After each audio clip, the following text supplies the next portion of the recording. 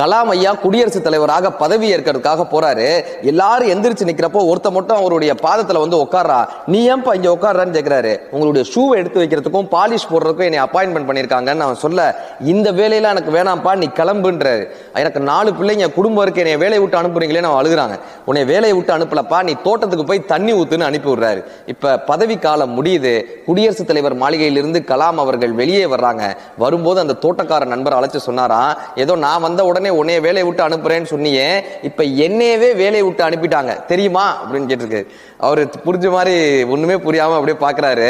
சரி, நீ இந்த தோட்டத்துக்குலாம் தண்ணி ஊத்துறேல்ல, எப்படி ஊத்துவியோ அதே மாதிரி என் பெட்டியில அந்த தண்ணியை தெளிச்சு காட்டு அப்படின்றாரு. பெட்டியில எப்படி தண்ணியை தெளிக்கிறது? ஏன்னா அதுல டாக்குமெண்ட் இருக்கும், ஒரு துணி இருக்கும், எப்படி பெட்டியில தண்ணியை தெளிக்கிறது நம்ம யோசிக்க, நீ தெளிச்சு காட்டுன்னு சொல்ல அவன் அப்படியே தெளிக்கிறாங்க. இப்ப கலாம் ஐயா சொன்னாராம், குடியரசுத் தலைவர் மாளிகையிலிருந்து கலாம் வெளியே செல்லும் போது ஒரு தூசை கூட எடுத்து செல்லவில்லை என்று எல்லோருக்கும் தெரிய வேண்டும். அந்த தண்ணீர் தெளித்த பெட்டியை எல்லாருக்கும் காமிச்சாராங்க. மானம் பெரியதென்று வாழும் மனிதர்களை மான் என்று சொல்வதில்லையா? தன்னை தானும் அறிந்து கொண்டு ஊருக்கும் சொல்பவர்கள் தலைவர்கள் ஆவதில்லை.